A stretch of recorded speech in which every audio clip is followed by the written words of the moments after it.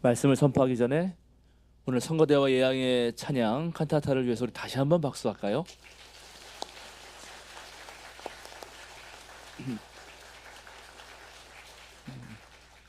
네, 특별히 두 번째 곡은 우리 음향 감독을 하시는 이태원 학장님의 편곡이셨는데, 우리가락과 서양 음악이 함께 어우러질 수 있는 이런 칸타타를 할 수 있는 곳은 우리밖에 없지 않을까, 그런 생각을 했습니다.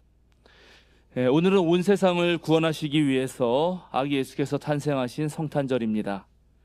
오늘 저는 향린 교우들과 예수님의 탄생 이야기를 한번 살펴보면서 우리 예수님의 탄생 이야기에 담긴 놀라운 비밀에 대해서 함께 나누고자 합니다.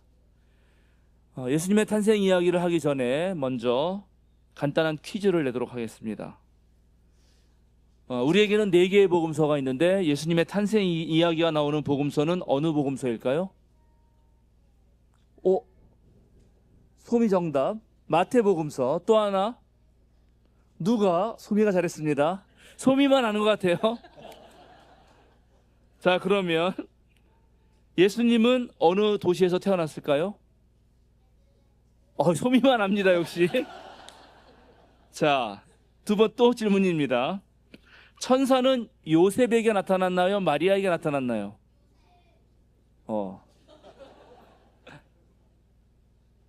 마리아에게도 나타났습니다. 둘 다입니다. 잘하시네.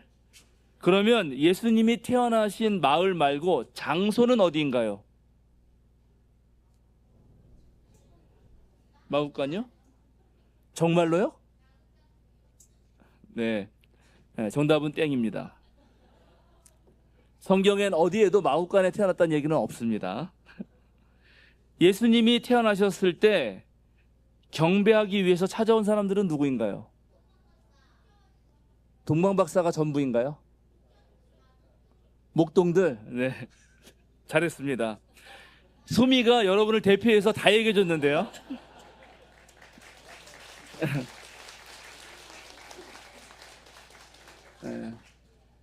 우리 모두가 예수님이 마구간에 태어난 줄 알지만 마태복음서 어디에도 예수님이 마구간에 태어났다는 그 구절은 없습니다. 심지어 누가복음서에서도 마구간이라는 말은 나오지 않습니다. 원어로 보면 그저 구유인데 우리말로 번역할 때 말구유라고 번역해서 전부 예수님이 마구간에서 태어났다 이렇게 생각합니다. 또 마구간이라고 생각하면은 마치 집과 따로 있는 어디에 외양간이 있는 줄 아는데 고대 이스라엘 동네에 집은 아주 작은 집이고 그 집 방 안에 한켠에는 사람이 잤고 한켠에는 양이나 염소가 함께 잤습니다. 그러니까는 만약에 혹시 예수님이 말구유에 누웠다면 어느 집 안에 누웠겠죠.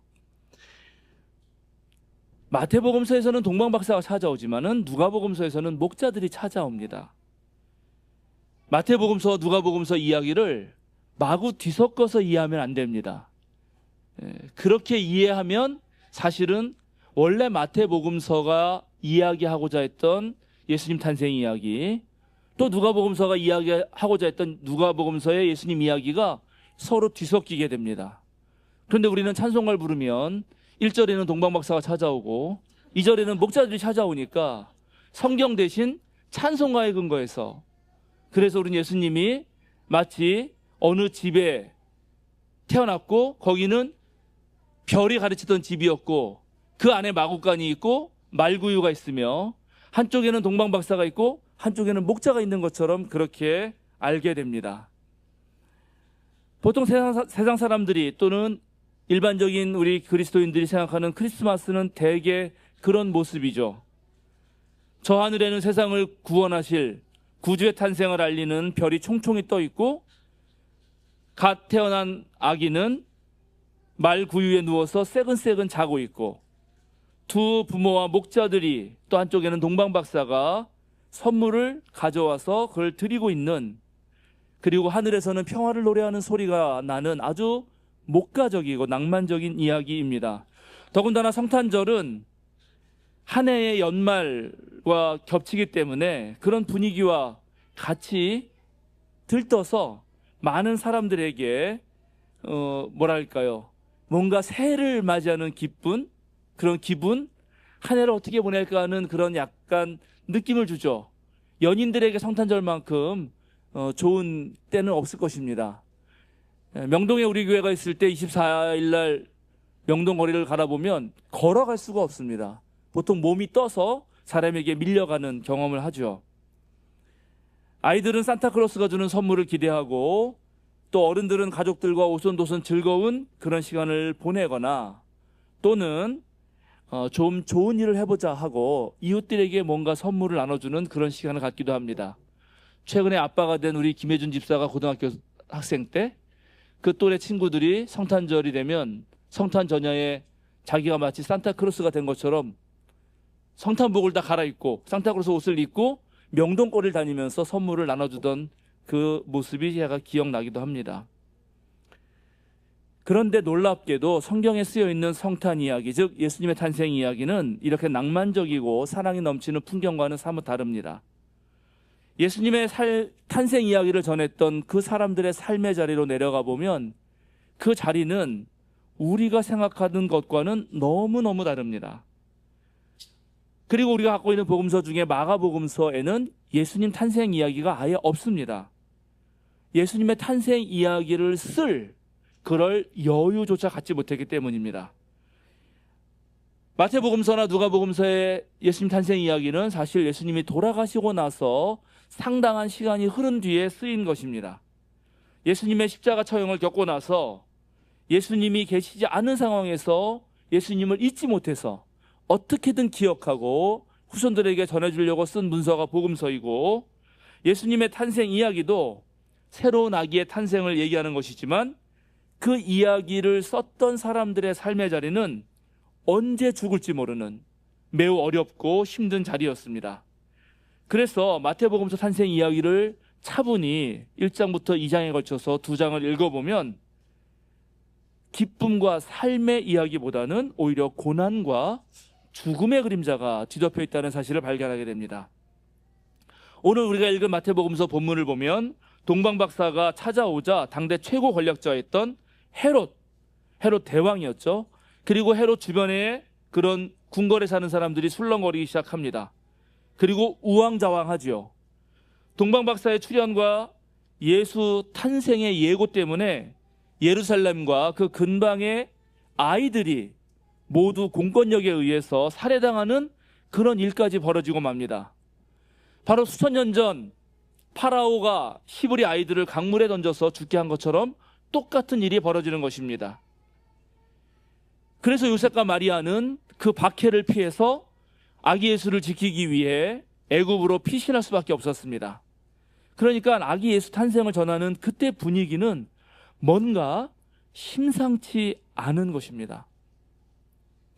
그럼 헤롯 왕은 예수 탄생 소식을 듣고 왜 2살 아래의 모든 아기를 죽이려고 한 것일까요? 당연하죠. 당시 유대인의 왕은 헤롯이었는데 또 동방으로부터 온 박사들이 유대인의 왕이 새로 태어났다고 하니까 이게 얼마나 놀랄 일이 아니겠습니까? 헤롯은 로마로부터 인정받은 왕이었습니다.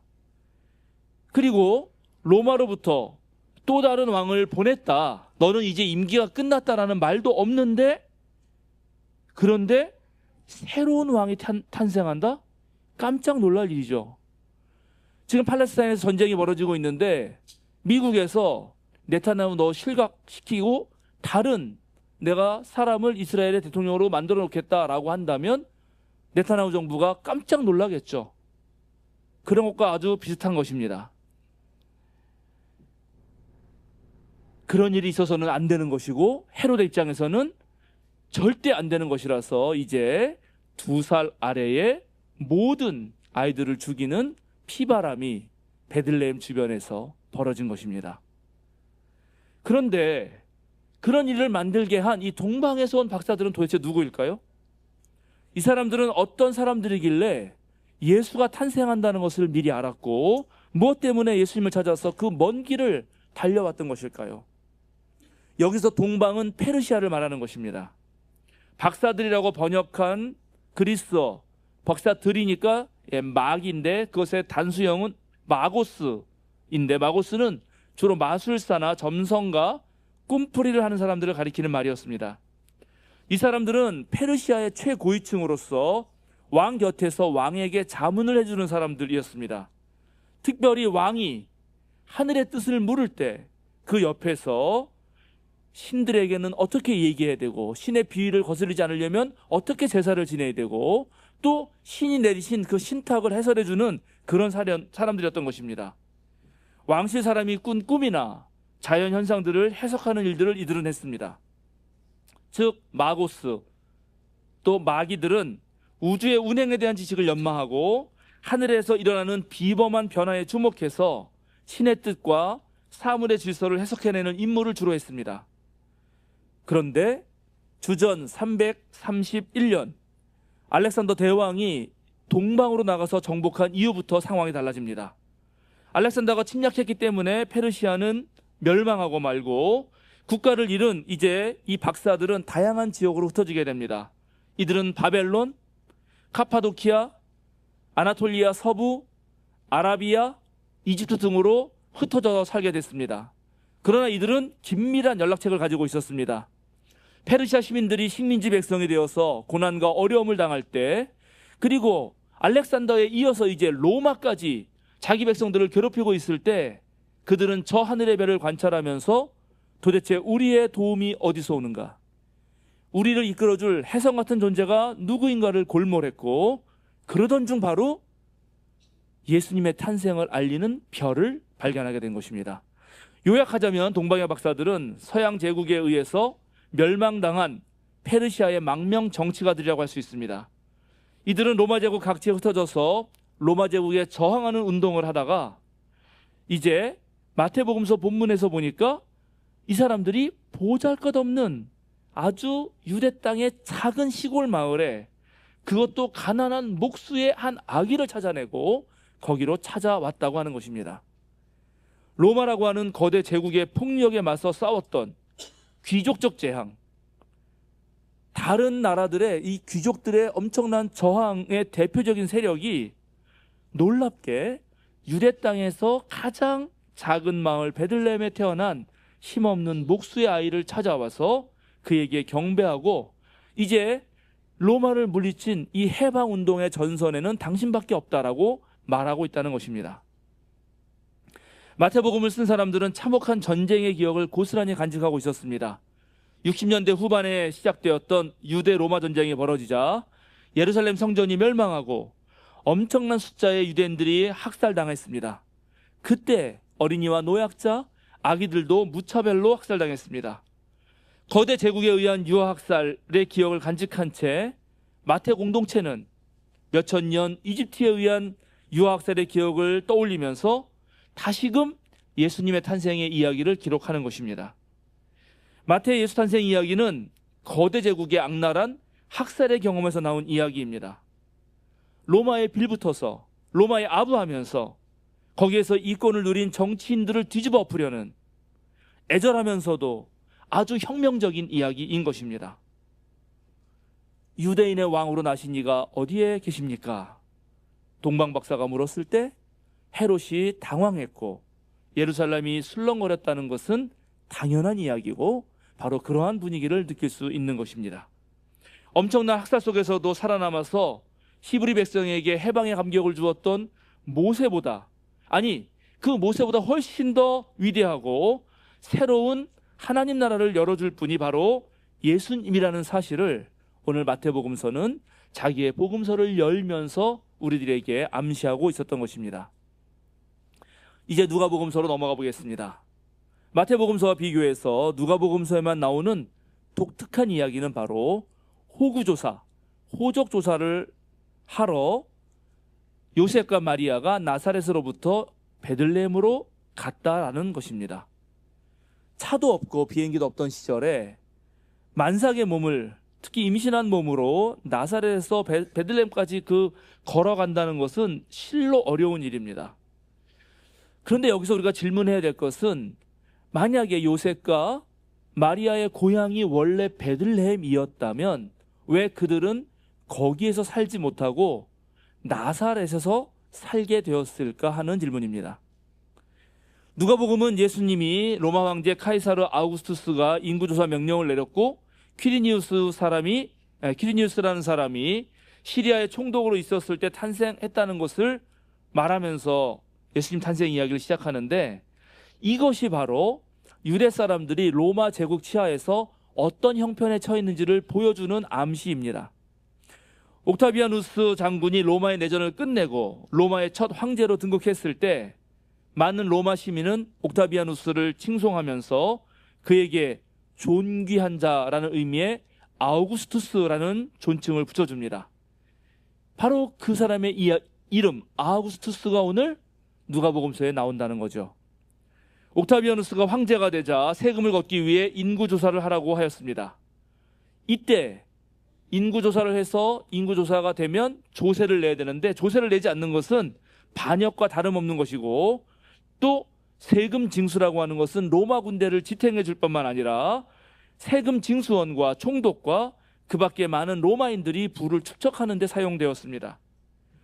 유대 팔레스타인 소작농들은 매년 자기가 생산한 그 작물의 대략 12.5%를 세금으로 바쳤는데, 로마 황제에게 이 12.5%를 바친다고 해서 원래 예루살렘에게 내던 11조를 바치지 않는 것도 아니었습니다. 그리고 놀랍게 그 사이에서 로마와 이스라엘 백성들, 고대 이스라엘 백성들 그 사이에서 왕권을 행사했던 헤롯 또한 엄청 많은 돈을 뜯어갔다는 것입니다.